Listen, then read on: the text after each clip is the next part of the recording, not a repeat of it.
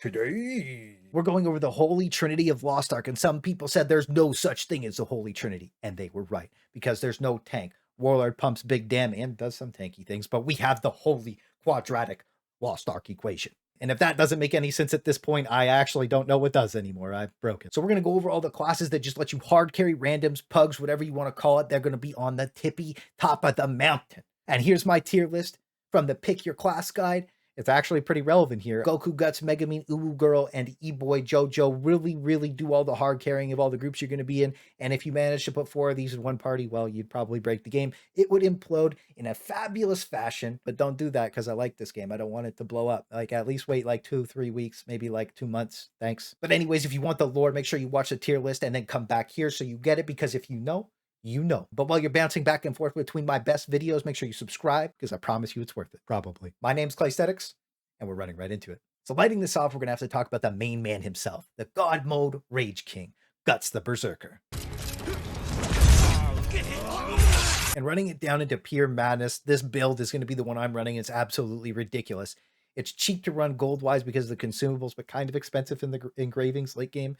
But it just delivers on pure Berserker fantasy. All gas, no brakes, just like your favorite newsman. You're going to be on a pure pump fiesta because you have crazy steroids paired with medium cooldown, so you can just blast off to the moon with some of the highest sustained crit damage in the entire game. It's actually crazy how hard you can carry with this build, and you honestly just look so cool when you're in Madison Rage mode that you basically went on style points alone, because if you're looking good in MMO, that's the only thing that ever really mattered. Look better than everybody else, you are better than everybody else. That's factual. The only mandatory thing for the entire build is madness, and well, that's it. I've researched Berserker pretty heavily because that's what I'm playing on launch, and your mandatory things are madness and any of these engravings you can get. I got them all listed. You're going to obliterate any group that you're in, and any group's going to be blessed to have you roid raging out in it. But now for the God of Burst.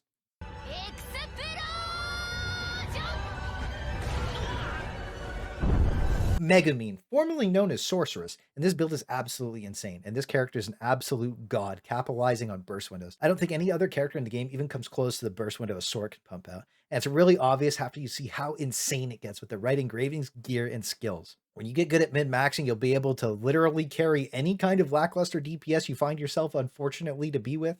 And one of the people's favorites is called Ignition Sorceress.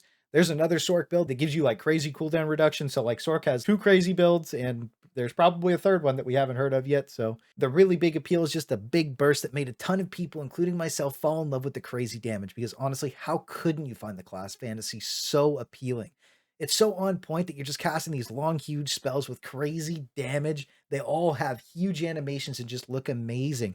But the craziest part is when you pop your Z gauge, whatever, the casts are crazy fast, and it lets you pump out even more damage. So you're pumping fast skills with crazy damage, and you feel like an absolute god while you're doing it. Just casting any of these skills is enough to make you feel good, and it's going to make all your martial artists want to reroll. But now for the true king of balls, our true god Goku.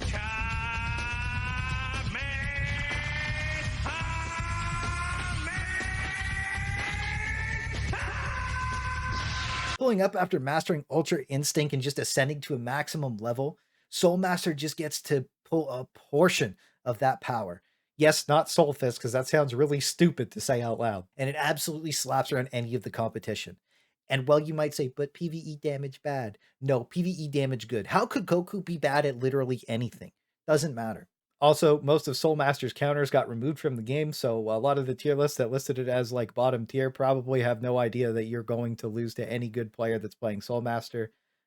You'll see. But that doesn't really matter because the class fantasy checkmark on this one is maxed out. It's really actually going to make you feel like you're just a Super Saiyan all the time. And our second awakening has Goku coming down to give us a pat on the back so we can unleash a supreme Kamehameha. And that shit kind of slaps. And this build has insane burst windows. It's going to let you pump a ludicrous amount of damage every single time you're in full rotation. And when key diffusion is up, you can buff your party by like 25% flat damage. So it makes you an insanely valuable party tool. But who cares about anybody else, because you're doing 40% more flat damage when you have it up. And it's perfect for your burst window because you can dump almost all of your skills in it. And with good class gauge management, you're actually going to be hard carrying most groups. Soulmaster also has some of the cutest outfits, and really that's all we need at the end of the day. Look good, feel good, Dragon Balls. Can't get much better than that. Those are my 3 big dick super OP damage classes that let you basically carry any party with raw damage. And I guess there's some team play or something that you can do with the buffs probably that we've talked about in previous videos, but who cares? It's all about us solo carrying at this point. But we can't leave out our supports, and starting with our favorite E-boy, the Paladin. And no, you can't play DPS Paladin. Stop trolling. Stop making stupid shit work. Just play Goku if you want to be swinging that thing around. Your job is to keep the homies alive and do some shiny Paladin stuff. All the Paladins from WoW will actually really enjoy their playstyle here because it's shiny, it's big, and honestly, it's kind of thick. This build is going to let you support all the people that can't dodge anything by basically just spamming them with shields and making it so that they can just make a ton of mistakes, and, well, you can just bumble your way into killing a boss most of the time. So if that isn't a solo carry, I really don't know what is anymore. And there's going to be a ton of people that can't dodge the giant red glyphs. Trust me, I'm one of them. But now we're moving on to our last Giga OP super e-girl carry. Bard. The OG support of all supports, and she can and absolutely carry any group. Between her healing, saving you tons of potions, and just being an insane quality of life character to have in your party, her massive shields alone are enough to drag a group out of the depths, basically through any raid. So this build is essentially just put together to be full support, but sometimes you will out DPS some people in your party, and I don't know if that happens, it just happens. You'll laugh and they won't. Well, everybody else will be laughing at the one person that gets out DPS by the Bard, but between the shields, the buffs, the steroids, you're going to be giving your party an absolute hard carry. And almost every single group will be so happy that you're just in it. Honestly, people just take you to stuff because you're playing a Bard. You always end up as rank 1 in everyone's hearts. But now for the super secret ultimate hidden character, Destroyer, that isn't even in on launch. Just watch me owning on it for a couple minutes and you'll see why I think it's the best. Yeah.